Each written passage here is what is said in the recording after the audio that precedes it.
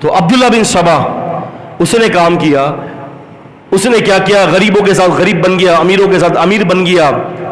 اس نے ایسی ایسی ٹیم کو تیار کیا، ایسے ایسے لوگوں کو تیار کیا، اور پھر امت کے اندر انتشار، امت کے اندر مذاہب کا وجود پیدا ہوا. سب سے خطرناک فرقہ جو وجود میں آیا وہ تھا رافضیوں کا فرقہ. روافض وہ تھے کہ اہل بیت کو نقصان پہنچانے والے بھی خود اور ان کے لیے رونے والے بھی خود. اور قصور کن پر ڈالا؟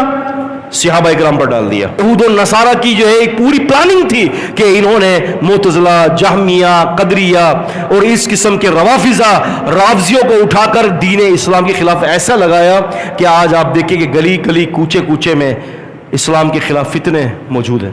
اسی لیے تو بہت سارے پیر جو ہے نا وہ اپنے مریدوں کو بتا نہیں سکتے کہ یہ پیری مریدی حرام ہے. ان کو پتا ہے کہ کیا حشر کر دیں گے پھر مرید سارے مل کے. ان کو بھی یہی ڈر تھا. عبداللہ بن سبا نے وہی حرکتیں کی جو عیسائیت کو برباد کرنے کے لیے ایس ٹی پول نے کیا تھا، سینٹ پول نے کیا تھا. اس نے عیسائیت کو برباد کر دیا، عیسیٰ علیہ السلام کی کتاب کو برباد کیا، ان کی وحی کا نام و نشان مٹا دیا، ان کی تعلیمات کا. بالکل عبداللہ بن سبا نے اللہ کے رسول صلی اللہ علیہ وسلم کے ساتھ وہی کرنے کی کوشش کی. انہوں نے کہا کہ ہم یہی حشر قرآن مجید کا کر دیتے ہیں، قرآن کا کر لیتے ہیں. کوشش کی انہوں نے لیکن وہ ناکام رہے. اِنَّا نَحْنُ نَزَّلْنَا الذِّكْرَ وَإِنَّا لَهُ لَحَافِظُونَ. ہم نے دین کو اتارا ہے، ہم اس کے محافظ ہیں. وہ نہیں کر سکے. پھر اس کے بعد انہوں نے کوشش کی کہ ایک کام کرتے ہیں کہ سیرت کو بگاڑ دیتے ہیں رسول اللہ صلی اللہ علیہ وسلم کی. ان کو پتا ہے کہ خلفائے راشدین جو ہیں یہ وہ لوگ ہیں کہ جن کے ذریعے اسلام دنیا کے کونے کونے تک پہنچے گا. ان کی ضمانتیں اللہ کے نبی صلی اللہ علیہ وسلم نے دی ہے، کہا کہ جن کی ضمانتیں دی ہیں ان کو رستوں سے ہٹا دو. صحابہ اکرام کے اندر چھانٹی کر دی ہے کہ 5 سے 6 صحابہ اکرام ٹھیک ہیں، باقی سب نعوذ باللہ العیاذ باللہ مرتد ہو چکے ہیں. یہ ساری عبداللہ بن سبا اور روافض کا پھیلایا ہوا چکر ہے یہ سارا. ابو لؤلؤ مجوسی، اس نے کتنی بڑی سازش کی. میں آپ سے سوال کرتا ہوں، مجھے یہ بتائیے کہ عمر رضی اللہ تعالی عنہ کا کیا قصور تھا کہ جو ان کو اتنی بے دردی سے شہید کیا گیا. اور جو ہے وہ پچھلے سال 14 اگست جو ہے وہ تقریباً 10 محرم سے پہلے کیا آیا، لیکن ناچ گانے بھنگڑے پارٹیز ہو رہی ہیں، ناچ گانے ہو رہے ہیں. اس وقت کہاں گیا غم کا مہینہ کہ آپ کے موجودہ دور کے اندر بھی فتنے آ گئے تھے. انکار حدیث کا فتنہ کوئی نیا نہیں ہے، یہ بہت پرانا فتنہ ہے. ایک بندہ ذوالخویصرہ نامی، کیا آپ کو صحیح چیز فقہ حنفی دے گا؟ کیا صحیح چیز فقہ شافعی دے گی؟ کیا صحیح چیز فقہ مالکی یا حنبلی؟ نہیں. آپ کو صحیح چیز جو ملے گی اس جگہ سے ملے گی جہاں سے ان چاروں ائمہ رحمہم اللہ نے لیا ہے، اور وہ صحیح چیز قرآن و حدیث ہے. ان الحمد للہ نحمده ونستعینه ونستغفره ونعوذ باللہ من شرور انفسنا ومن سیئات اعمالنا من يهده الله فلا مضل له ومن يضلل فلا هادي له واشهد ان لا اله الا الله وحده لا شريك له واشهد ان محمدا عبده ورسوله. اما بعد فان خير الحديث كتاب الله وخير الهدي هدي محمد صلى الله عليه وسلم وشر الامور محدثاتها وكل محدثة بدعة وكل بدعة ضلالة وكل ضلالة في النار. أما بعد فأعوذ بالله السميع العليم من الشيطان الرجيم من همزه ونفخه ونفثه ولن ترضى عنك اليهود ولا النصارى حتى تتبع ملتهم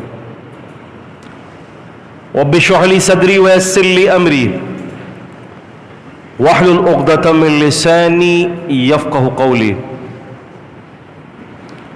अल्लाहुम्मा सल्लि अला मुहम्मदिन व अला आलि मुहम्मद कमा सल्लैता अला इब्राहीम व अला आलि इब्राहीम इन्नका हमीदुम मजीद।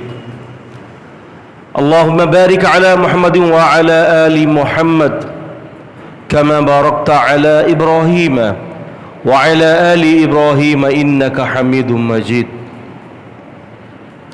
तमाम किस्म की तारीफ़ात, बुज़ुर्गी और बड़ाई अल्लाह ताला के लिए है, जो पालने वाले हैं तमाम आलम के अकेले। ना उसकी कोई बैठक है, ना उसका कोई वज़ीर है, ना उसका कोई मुशीर है, ना ही अल्लाह ताला किसी से मशवरे लेते हैं। जब चाहते हैं, जिसके लिए चाहते हैं, जितना चाहते हैं, जैसे चाहते हैं कर देते हैं। दरूद हो, सलाम हो, रहमतें हो, बरकतें हो इमामुल अंबिया मुहम्मदुर रसूलुल्लाह सल्लल्लाहु अलैहि वसल्लम पर। अल्लाह ताला रहम फरमाए अपने हर नेक बंदों और हर अपनी नेक बंदियों पर। इंसान की नफ्सियात के ऊपर अगर बात करते हैं तो उसमें बहुत बड़ा मसला एक हसद का भी है। हसद की वजह से ही बंदा बंदे को कत्ल भी कर देता है। हसद की वजह से ही आदमी अल्लाह ताला के अहकामात को इनकार भी कर देता है। हसद की वजह से ही बंदा कोशिश करता है कि सामने वाले को नुकसान पहुंचाए। यह एक एहसास कमतरी इतनी खतरनाक चीज है कि ये आपको डुबा कर ही दम रहेगी। आप देखें, वमिन शर्रि नफ़्फ़ाफ़ाति फ़िल उक़द वमिन शर्रि हासिदिन इज़ा हसद। नफ़्फ़ाफ़ात फूंके मारने वालियां, जादूगर, जादू करने वालियां, उनके शर से अल्लाह की पनाह। फिर आगे आ जाता है वमिन शर्रि हासिदिन इज़ा हसद, और हसद करने वाले के हसद से अल्लाह की पनाह। जादू हो गया, कत्ल हो गया, कितइयात का इनकार हो गया, वही का इनकार हो गया, यह हसद है। अल्लाह के रसूल सल्लल्लाहु अलैहि वसल्लम के पास आते थे ये यहूद और नसारा,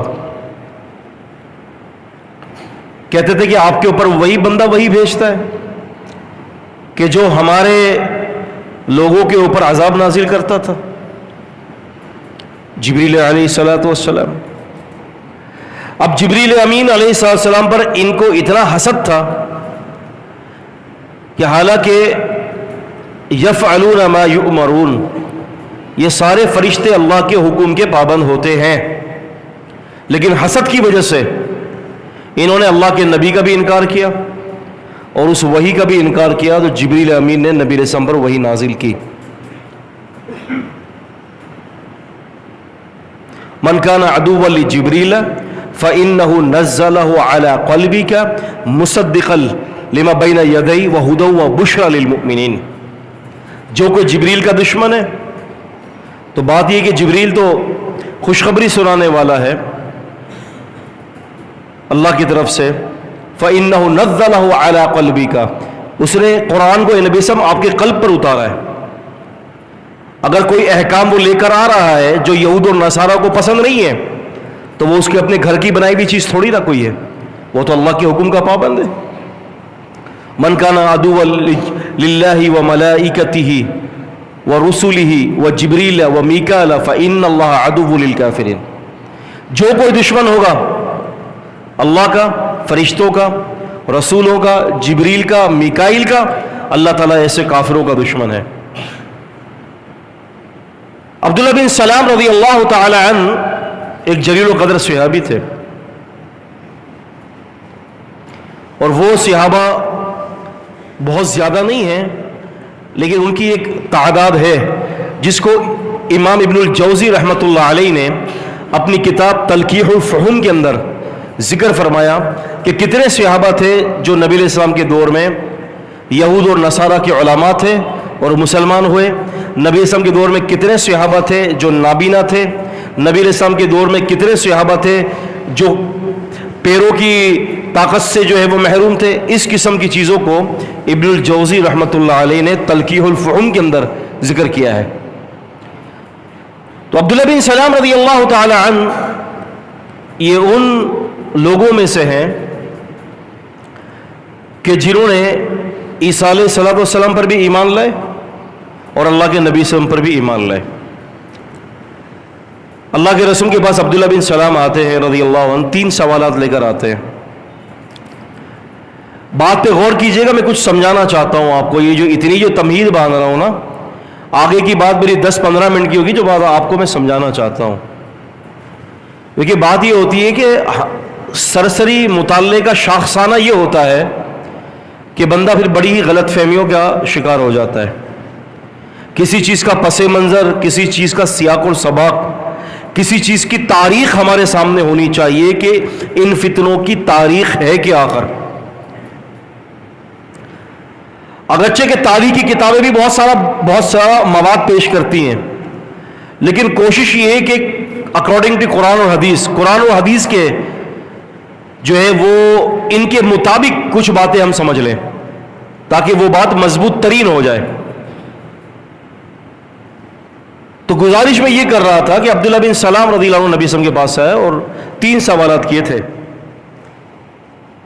लड़का और लड़की कब पैदा होते हैं, और एक आग निकलेगी वो कहां से होगी, और ये बताइए कि जन्नत में जन्नती लोगों की सबसे पहली जो मेहमान नवाजी अल्लाह ताला करेंगे वो किस चीज़ की होगी। अब्दुल्लाह बिन सलाम ने कहा अगर आप अल्लाह के रसूल हैं ना तो आप जवाब दे सकते हैं, वगरना रसूलों के अलावा मेरे इस सवाल का जवाब किसी के पास नहीं है। क्योंकि ये बात का जिक्र अल्लाह ताला ने तौरात में किया होगा, और तौरात की बात चूंकि जो उस सूरत में जितनी भी उस सूरत में भी अगरचे तौरात के अंदर गड़बड़ी मच चुकी थी, लेकिन किसी हद तक तौरात का असल कुछ ना कुछ मुसव्वदा बाकी था। लेकिन आज के दौर में तौरात और इंजील की तो शक्ल ही बिगाड़ दी गई है। ये मेरा मौजू नहीं है, वरना इस पर भी हम बात कर सकते हैं। अल्लाह के रसूल साहब ने जवाब दे दिया कि जन्नत के अंदर सबसे पहले जो मेहमान नवाजी अल्लाह ताला जन्नती लोगों की करेंगे वो होगी मछली का जिगर। अलबत्ता 3 सवालात के जवाब नबी पाक सल्लल्लाहु अलैहि वसल्लम ने दिए। अब्दुल्ला बिन सलाम ने कहा मान गया आप अल्लाह के रसूल हैं, और इत्तिफाकन जब नबी करीम सल्लल्लाहु अलैहि वसल्लम के पास पहली मुलाकात के जब एंटर हुए, नबी सल्लल्लाहु अलैहि वसल्लम ने फरमाया ना कि बुइस्तु बिकलिमतिन जवामे, मुझे बड़े जामे कलमात दिए गए हैं, यानी मैं जो अल्फाज अपनी जबान से निकालता हूं ना वो महफूज और मामून होते हैं अल्लाह की तरफ से। ये कोई आम अल्फाज नहीं होते, ये अल्लाह की वही होते हैं। अब्दुल्ला बिन सलाम रज़ियल्लाहु ताला अन्हु पहली मुलाकात के लिए नबी पाक सल्लल्लाहु अलैहि वसल्लम के पास है, पहली मुलाकात, और आप लोगों को ये तालीम दे रहे थे भूखों को खाना खिलाओ, सलाम को आम करो, जब लोग सो रहे हों तो तुम रात को क़याम करो, तदखुलुल जन्नत बिस्सलामी, तुम ही जन्नत के अंदर सलामती के साथ दाखिल हो जाओगे। ये 3 बातों की वसीयत और नसीहत रसूलुल्लाह सल्लल्लाहु अलैहि वसल्लम की अब्दुल्ला बिन सलाम के रज़ियल्लाहु अन्हु के दिल में जाके लग गई। इन्होंने कहा कि यार ये कोई मामूली बात नहीं है, मैं ये समझता हूं कि ये बात नबी के अलावा कोई और नहीं कर सकता। पहचान में आ गया कि ये बंदा कितना खूबसूरत, कितना सच्चा और कितनी खूबसूरत बात करने वाला है। समझ गए कि ये नबी हैं। 3 अल्फाजों में, भूखों को खाना खिलाओ, ठीक है, सलाम को फैलाओ, अफशुस सलाम, नबी सब फरमाते हैं अफशुस सलाम बैनकुम, आपस में सलाम को फैलाओ, ठीक है। और आपने फरमाया रात को उठकर क़याम करो, अन्नासुनिया, जब लोग सो रहे हो, तदखुल जन्नत बिस्सलाम, तुम जन्नत में सलामती के साथ दाखिल हो गए। پھر اس کے بعد سوالات کرتے ہیں، سوالات کرنے کے بعد کلمہ پڑھ لیتے ہیں، شہادہ دے دیتے ہیں. پھر کہتے ہیں کہ اللہ کے وسلم مجھے خوف ہے اس بات سے کہ اب یہ میرے یہودی جو میرے جو پیروکار ہے نا، اسی لیے تو بہت سارے پیر جو ہے نا وہ اپنے مریدوں کو بتا نہیں سکتے کہ یہ پیری مریدی حرام ہے. ان کو پتا ہے کہ کیا حشر کر دیں گے پھر مرید سارے مل کے. ان کو بھی یہی ڈر تھا. انہوں نے اللہ کے رسول صلی اللہ علیہ وسلم اگر ان لوگوں کو پتا چل گیا نا کہ میں مسلمان ہو گیا ہوں تو پھر آپ دیکھیں گا یہ میرا کیا حشر کرتے ہیں. اتفاق ہے کہ ڈسکس ہو رہی ہے نبی علیہ السلام کی اور عبداللہ بن سلام کی گفتگو چل رہی ہے. کلمہ تو پڑھ لیا، ایک دم سے یہودی ٹپک پڑے، پردے کے پیچھے چلے گئے. اللہ کے وسلم ذرا تذکرہ کیجئے گا میرا. آپ نے فرمایا کہ یہ عبداللہ بن سلام کیسا ہے تم میں؟ تاکہ بہترین آدمی، نعم الرجل، بہترین آدمی ہے، زبردست خاندانی آدمی ہے، یہودیت کا بہترین تورات کا عالم ہے، زاہد ہے، متقی ہے، جو بھی تعریف کے پل تھے نہ باندھ دیے. آپ نے فرمایا کہ اگر وہ اسلام قبول کر لے تو پھر کیسا ہے؟ ابھی تو اچھا ہے تمہاری نظروں میں، اگر وہ میرے ہاتھ پر بیعت کر لے اور میری نبوت کو تسلیم کر لے تو پھر کیسا ہے؟ کہا کہ بدترین انسان ہوگا. کیا کہا؟ بدترین انسان ہوگا، اور پھر اس سے بدتر کوئی بھی نہیں ہوگا. پھر برے باپ کی اولاد، برا خاندان، جو بھی کہنا تھا انہوں نے کہہ دیا. عبداللہ بن سلام فرماتا ہے کہ پردے کے پیچھے چھپا ہوا تھا، برداشت نہیں ہو سکا اور واپس آ گیا. کہتا ہوں اشہد ان لا الہ الا اللہ واشہد ان محمد رسول اللہ. کہتے کہ تم نے جن القابات سے نوازا سن لو، اللہ کی قسم میں مسلمان ہو چکا ہوں.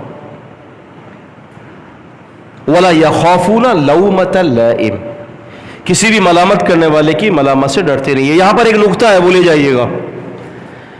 ایمان جب تک دل میں نہیں ہوتا نا، بندہ مخلوق سے ڈرتا ہے، لیکن جب صحیح معنوں میں ایمان راسخ ہو جاتا ہے نا قلب کے اندر، تو پھر وہ اللہ تعالیٰ کے علاوہ کسی اور سے نہیں ڈرتا. اگر میں اور آپ اگر مخلوق سے ڈرتے تو سمجھ لیجئے کہ ایمان ابھی راسخ نہیں ہوا. یہ ایک نقطہ ہے. اور جیسے دل کے اندر راسخ ہوا کہہ لے کہ ٹھیک ہے کر لو جو کر رہا ہے، میں تو کلمہ پڑھ لیا. اب یہ عبداللہ بن سلام رضی اللہ تعالی عنہ مسلمان ہوئے، اور انہی کے دور کے ایک تھے کعب بن احبار، جن کا دوسرا نام تھا کعب بن ماتع رحمت اللہ علیہ. لیکن نبی علیہ السلام کے دور میں مسلمان نہیں ہوئے. حالانکہ رسول اللہ صلی اللہ علیہ وسلم کی زیارت کا شرف ملا، لیکن مسلمان نہیں ہوئے. اس کا بھی ایک پورا واقعہ ہے، یہ بھی میرے موضوع سے ہٹ کر ہے. حافظ ابن حجر الاسقلانی رحمت اللہ علیہ نے الاصابہ کے اندر اس کے واقعے کو ذکر کیا ہے. خیر، تو کہنے سے مراد یہ کہ یہودیت کی اور نصرانیت کی دشمنی رسول اللہ صلی اللہ علیہ وسلم سے نہیں تھی، بلکہ ان کی دشمنی اپنے اپنے نبیوں سے بھی تھی. وَيَقْتُلُونَ النَّبِيِّينَ بِغَيْرِ حَقٍّ، انہوں نے اپنے نبیوں کو ناحق طریقے سے قتل کیا ہے. درجنوں انبیاء علیہم الصلوۃ والسلام کو انہوں نے قتل کیا ہے، صرف کس وجہ سے؟ حسد کی وجہ سے. اور اللہ کے نبی صلی اللہ علیہ وسلم کا انکار کیا تھا؟ آپ یقین مانیں، انہوں نے جتنے بھی اعتراضات اللہ کے نبی صلی اللہ علیہ وسلم کی ذات پر کیے ہیں نا عیسائیوں نے، سب کا جواب دیا جا چکا ہے. جتنے بھی لوگوں کے یہ اعتراضات لاتے ہیں کہ جی اللہ کے رسول صلی اللہ علیہ وسلم آپ کے جو نبی ہیں، ہمارے یسوع مسیح نے اتنے بڑے بڑے کام کر دیے، مردوں کو زندہ کر دیا اور یہ سارے کام کر دیے، تمہارے نبی نے کب کیے؟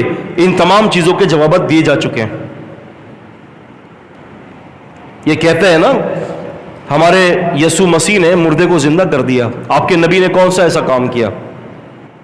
حالانکہ اللہ تعالیٰ غری کی رحمت کرے، امام ابو نعیم الاصفہانی رحمۃ اللہ علیہ پر انہوں نے اپنی کتاب ان کی دلائل النبوہ، انہوں نے اس میں ذکر کیا ہے کہ اللہ کے رسول صلی اللہ علیہ وسلم نے مردوں کو زندہ کرنے سے بڑے بڑے کام کیے. ایک صحابی ہے، ان کی آنکھ باہر نکل گئی، ہاتھ میں لے کر آ گئے، اللہ کے رسول نیزہ لگا، باہر آنکھ آ گئی. آپ نے اس آنکھ کو پکڑا اور اس کی آنکھ کو اس کی جگہ پر لگا دیا. آپ نے فرمایا اب دیکھو، کہا کہ اللہ کے رسول اتنا صاف نظر آ رہا ہے، پہلے تو نظر میں کچھ فرق تھا، اب تو وہ فرق بھی ختم ہو گیا. ایسی بہت ساری چیزیں. تو کہنے سے مراد یہ ہے، لب لباب یہ ہے کہ یہود کو حسد تھا. کوشش کی انہوں نے کہ عیسیٰ علیہ السلام کو سولی پر چڑھا دیا جائے، قتل کرنے کی کوشش کی یہودیوں نے. عیسیٰ علیہ السلام کو سولی پہ بھی چڑھایا. وما قتلوہ وما صلبوہ. اللہ تعالیٰ سورہ نساء سورہ 4 کی آیت نمبر 157, 158 اور 159 میں ان 3 آیات کے اندر اللہ تعالیٰ اس بات کا ذکر کر رہے ہیں کہ نہ انہوں نے، یہودیوں نے اپنی سازشوں سے ان کو سولی پہ چڑھایا، وما قتلوہ، اور نہ ہی قتل کیا، بل شبہ لہم، بلکہ یہ بات ان کے لیے مشتبہ کر دی گئی. پھر آگے جا کے فرمایا بر رفع اللہ الیہ وکان اللہ عزیزا حکیما، بلکہ اللہ تعالیٰ نے ان کو روح اور جسم کے ساتھ اپنی طرف اٹھا لیا ہے، اور اللہ تعالیٰ تو غالب اور حکمت والے ہیں. ہوا یہ تھا کہ ایک کمرے کے اندر تھے، بعض روایت میں 8، بعض میں 9، بعض میں 10 یہ لوگ موجود تھے. اللہ تعالیٰ نے کیا کیا؟ بعض روایت میں آتا ہے کہ اللہ تعالیٰ نے عیسیٰ علیہ السلام کے شاگرد کو ان کی جگہ پر کھڑا کر دیا، شبیہ دے دی، عیسیٰ علیہ السلام کو اٹھا لیا. اب خیر یا تو عیسیٰ علیہ السلام کے شاگرد یا انہی میں سے دشمنوں میں سے کسی ایک کو وہاں اللہ تعالیٰ نے کھڑا کر دیا، کوئی بھی تھا سولی کی جگہ پر. لیکن آدمی تو کم ہوا نا، ایک. عیسیٰ علیہ السلام کو ملا کے 11 اور عیسیٰ علیہ السلام کو اٹھا لیا، ایک کو اٹھا کر ادھر چڑھا دیا تو ایک تو کم ہو گیا. آج تک یہ عیسائی اس مسئلے کو حل نہیں کر پائے کہ یہ مسئلہ کیا ہے. پھر نبی صلی اللہ علیہ وسلم نے فرماتے ہیں کہ والذی نفسی بیدہ، اس ذات کی قسم جس کے ہاتھ میں میری جان ہے، عیسیٰ علیہ السلام تم میں نازل ہوں گے، یکسر الصلیب، صلیب کو توڑ ڈالیں گے، ویقتل الخنزیر، خنزیر کو قتل کر دیں گے، ویذل الجزیہ، جزیے کو معاف کر دیں گے. اللہ کے رسول نے فرماتے ہیں کہ یہ ساری چیزیں ہوں گی. عیسیٰ علیہ السلام نازل ہوں گے، ایک مینارے کے اوپر اتریں گے، پھر نیچے آئیں گے، فجر کی نماز کا ٹائم ہوگا، تکبیر ہو رہی ہوگی، عیسیٰ علیہ السلام کو کہا جائے گا آپ نماز پڑھائیں، تو عیسیٰ علیہ السلام انکار کر دیں گے، وہ نماز امام مہدی پڑھائیں گے، پھر اس کے بعد کی ساری نمازیں عیسیٰ علیہ السلام پڑھائیں گے. یہ روایت کے اندر آتا ہے، یہ ساری چیزیں روایات کے اندر موجود ہیں. خیر، تو عیسیٰ علیہ السلام کو اللہ تعالیٰ نے اٹھا لیا. اب مسئلہ یہ آتا ہے کہ اگر ہم ڈیپلی اس بات کو دیکھتے ہیں کہ یار ان کو ان لوگوں سے بھی، ان نبیوں سے بھی کیا حسد تھی، تو پتہ یہ چلتا ہے کہ یہود قوم حسد والی قوم ہے. اب ہوا یہ کہ یہودیوں نے اپنے دین کو تو بدل دیا، یہودیوں نے اپنے دین کو بدلا ہے. یحرفون کلمۃ المواضعہ، انہوں نے کلمے کے کلمے اپنی کتاب سے بدل دیے.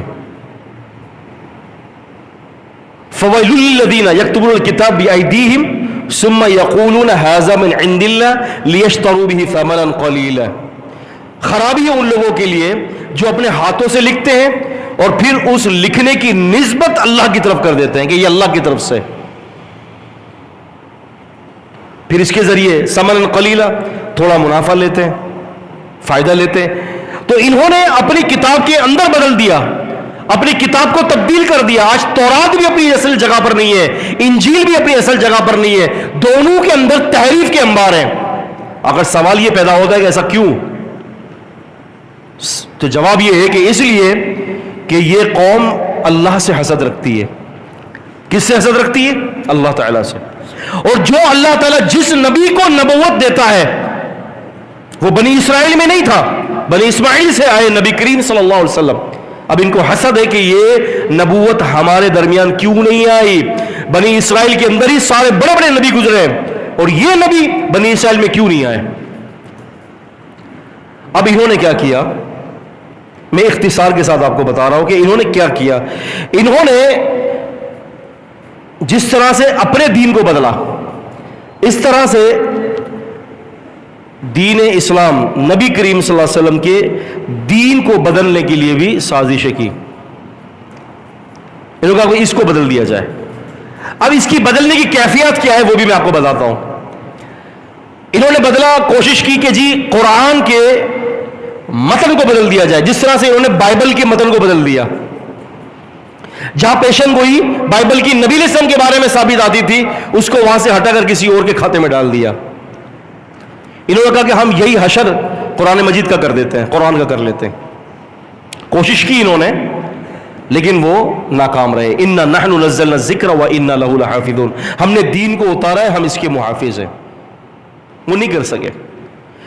پھر اس کے بعد انہوں نے کوشش کی کہ ایک کام کرتے ہیں کہ سیرت کو بگاڑ دیتے ہیں رسول اللہ صلی اللہ علیہ وسلم کی. اچھا, یہ سیرت کو بگاڑنے کا جو مسئلہ ہے نا, یہ تھوڑا سا آگے جا کر ہے. اس سے پہلے انہوں نے عسکری طور پر مسلمانوں کے پولیٹیکل ایشوز کے اندر داخل ہو کر کوشش کی کہ مسلمانوں کو نیست و نابود کر کے ان کے شیرازے کو بکھیر دیا جائے. اس غرض سے انہوں نے, آپ دیکھیں کہ کن کن لوگوں کو انہوں نے اٹھایا. اس امت کے اندر کتنے فرقے وجود میں آئے. یہ ساری اسکول آف تھاٹس, یہ جتنے بھی نظریات ہیں, یہ جتنے بھی جو ہے آپ یہ سمجھ لیں کہ فرقے وجود میں آئے اسلام کے اندر, یہ تمام فرقے اسی حسد اور جلن کی وجہ سے. آج آپ میرے پیچھے نماز نہیں پڑھیں گے, میں آپ کے پیچھے نماز نہیں پڑھوں گا. کبھی سوچا ہے کہ اس کے پیچھے جو ہے, اس کے پیچھے یہ سارا جو پانی آ رہا ہے یہ کس جگہ سے آ رہا ہے؟ کبھی سوچا ہے آپ نے بیٹھ کر, کبھی ہسٹری پڑھی ہے, کبھی غور کیا, تدبر کیا کہ امت کے شیرازے کو جو پارا پارا کیا گیا ہے. آپ دیکھیں رسول اللہ صلی اللہ علیہ وسلم تشریف لے گئے, بلکہ آپ کے موجودہ دور کے اندر بھی فتنے آ گئے تھے. انکار حدیث کا فتنہ کوئی نیا نہیں ہے, یہ بہت پرانا فتنہ ہے. ایک بندہ ذوالخویسرہ نامی, امام مسلم نے صحیح مسلم کے اندر ذکر کیا ہے, حدیث نمبر 1062 ہے رقم الحدیث. اس کے اندر ذکر کیا کہ ذوالخویسرہ نے اللہ کے نبی صلی اللہ علیہ وسلم کے فیصلے کے انکار کیا تھا. جو آپ نے لوگوں میں مال تقسیم کیا تھا, اس نے نبی علیہ الصلوۃ والسلام کی تقسیم پر شک کیا تھا, اور پھر آپ نے اس کے بارے میں فرمایا تھا اس کی نسل میں ایسے لوگ پیدا ہوں گے جو قرآن پڑھیں گے لیکن قرآن حلق کے نیچے سے نہیں اترے گا.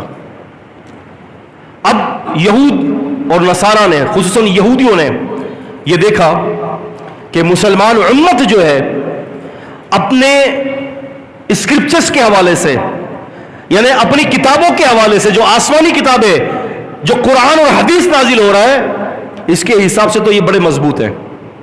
آپ دیکھیں کہ جمع القرآن, قرآن کو جب جمع کیا گیا اس وقت بھی بڑی پریشانیاں ہوئیں. عمر رضی اللہ تعالیٰ عنہ کے دور میں لوگوں نے آ کر کہا تھا کہ امیر المومنین بہت سارے قاری حفاظ شہید ہو چکے ہیں, کیوں نہ قرآن کو ایک جگہ جمع کر لیا جائے. پھر امیر المومنین کے دور میں یہ کام ہوا, عثمان رضی اللہ عنہ کے دور میں مکمل طریقے سے یہ پایہ تکمیل تک پہنچا, اور جمع الحدیث جو ہے وہ 99 سے لے کر 102 ہجری تک باقاعدہ عمر بن عبدالعزیز رحمۃ اللہ علیہ کے دور میں حدیث کو جمع کروانے کا اہتمام کیا گیا.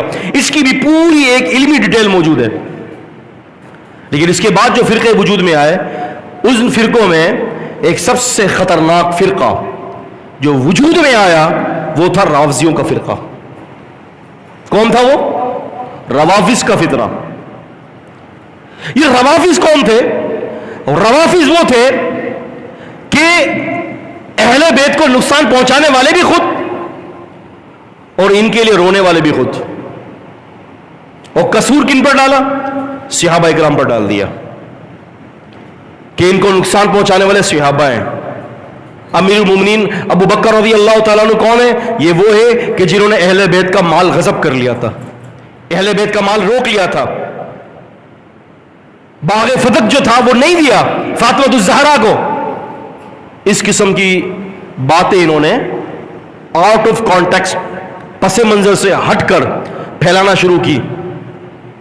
اور پھیلتے پھیلتے آپ کو پتہ ہے کہ سیدنا عمر رضی اللہ تعالی عنہ کو قتل کرنے والا ابو لؤلؤ مجوسی, اس نے کتنی بڑی سازش کی.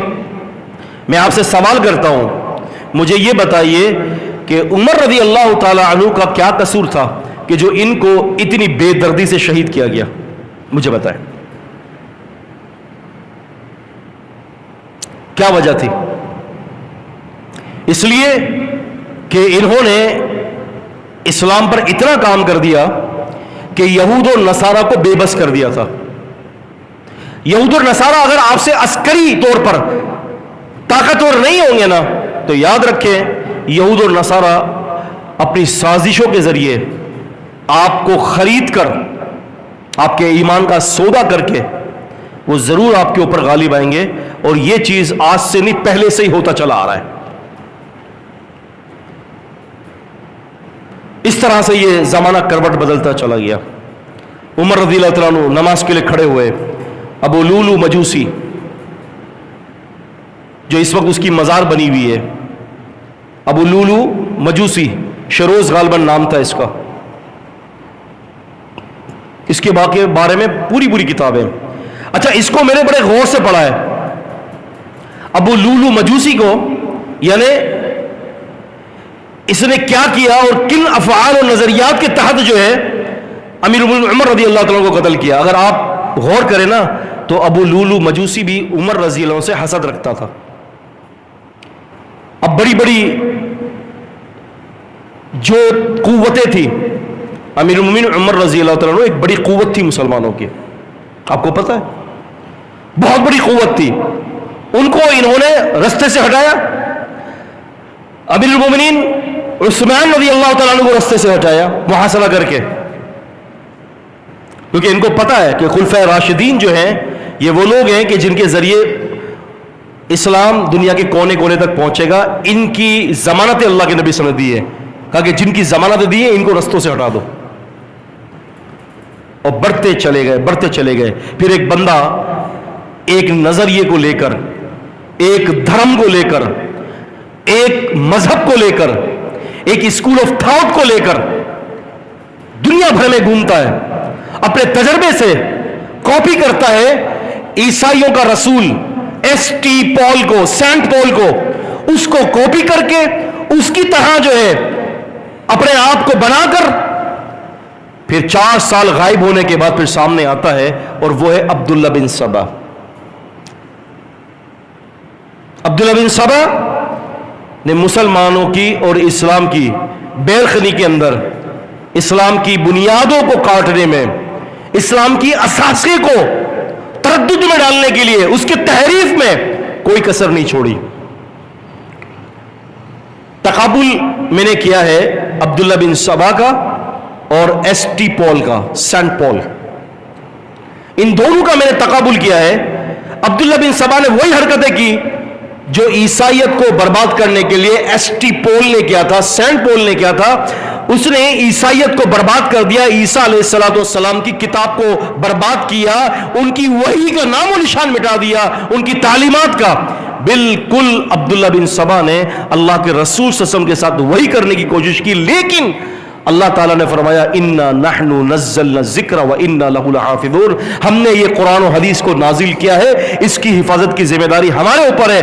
وہ دنیا سے چلا گیا لیکن دین اسلام آج بھی اپنی جگہ پر قائم اور دائم ہے.